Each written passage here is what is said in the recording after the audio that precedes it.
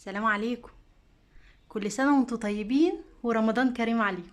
تعالوا النهاردة بالمناسبة الجميلة دي، النهاردة تاني يوم رمضان. تعالوا نشوف هنعمل بسبوسة مع بعض. تعالوا نشوف طريقتها بكل سهولة عشان تعمليها لولادك وتشرفك لو عندك عزومة. السلام عليكم. كل سنة وانتم طيبين ورمضان كريم عليكم. تعالوا نشوف نقطع البسبوسة الجميلة دي ونشوف طريقتها بكل سهولة عشان تعمليها لولادك وتفرحيهم. هتبقى طعمها فيها تكات كده وفيها حركات كده عشان تطلع معاكي زي اللي بره، لا احسن كمان. تعالوا نشوف من جوه الاول عاملة ازاي وندخل على المقادير. بصوا الجمال والحلاوة، مفيش اجمل من كده، والله والله مفيش اجمل من كده. تعالوا شوفوا كده، بصي تحفة جدا. ولا الريح، اللهم اني صايم. بصي انجح طريقة للبسبوسة هتلاقيها الطريقة دي. جربتي كتير وفشلت معاكي، هتجربي دي من اول مرة هتطلع معاكي تحفة جدا. اللهم بارك، ريحتها روعة روعة روعة. تعالوا نشوف عملناها بكل سهولة ازاي ونشوف مقاديرنا ونعملها مع بعض ان شاء الله. هنسمي الله وهنحط ايه؟ اول حاجة هنحط اللبن، وبعدين السمنة. يبقى احنا اتفقنا كوباية الا ربع لبن وكوباية الا ربع سمنة.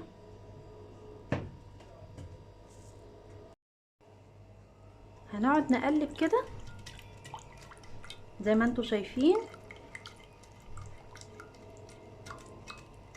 اهو لحد ما يبتدي يغلي معانا. وبعد كده هننزل بالسكر. السكر قد ايه؟ حسب رغبتك. عايزه برضو كوبايه الا ربع مفيش مشكله، عايزه كوبايه كامله ده حسب رغبتك انت. ومعانا طبعا المكونات هكتبها لكم في صندوق الوصف، ومعانا في الوصفه دي برضو هنحط سكر بعد ما تغلي، ومعانا عسل كلوكوز. طب انا مش متواجد عندي عسل كلوكوز، هتحطي عسل ابيض. امشي معايا بالخطوات دي عشان تطلع معاكي البسبوسه زي اللي بنجيبها من بره بالظبط. وهنا زي ما انتوا شايفين دي المرحله اللي هنحط فيها السكر. السكر قلتلك يا اما كوبايه الا ربع يا اما كوبايه كامله حسب رغبتك انت. لو بتحبي الحاجه مسكره خليها ايه؟ كوبايه كامله. طبعا هنقعد نقلب كده على نار هاديه لحد ما السكر يختفي تماما زي ما انتوا شايفين.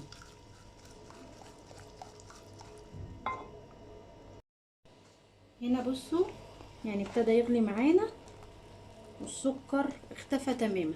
هحط ايه؟ وده اختياري، ممكن تستغني عن الخطوه دي. معلقتين لبن بودر بيديها قوام وطعم حلو قوي. ونقلب برضو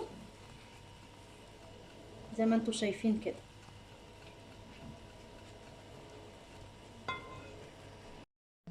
هنا معانا العسل الكلوكوز اهو. ده سر بقى ايه نجاح البسبوسه. وطبعا بنجيبها من عند الحلواني، بيحطوا كميات كبيره جدا. بصي حطي ايه؟ قد معلقتين كبار كده.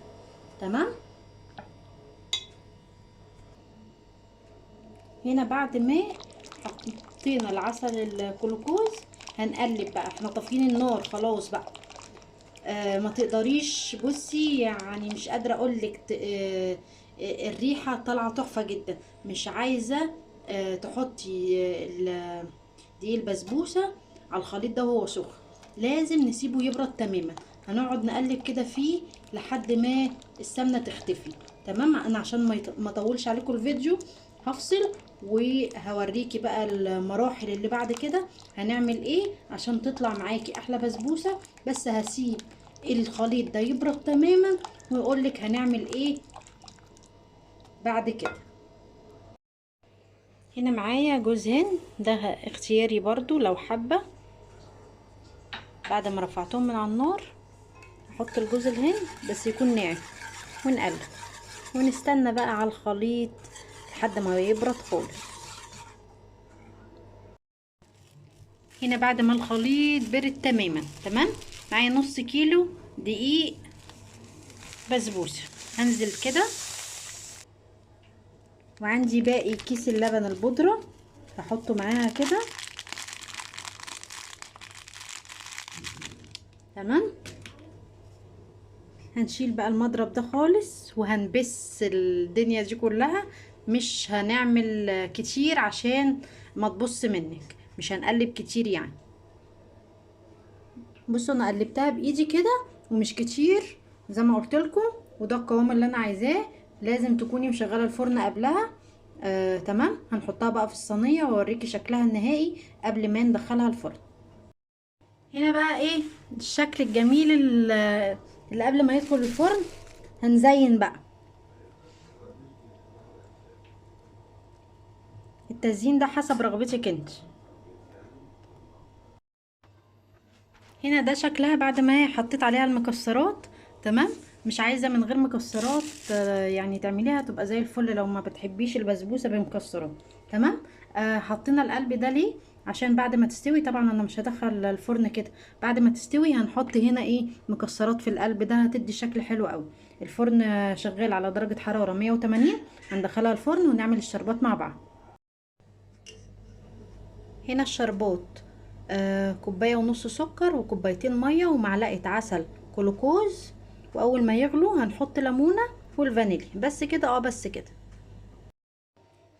وده شكلها النهائي اول ما طالعة من الفرن.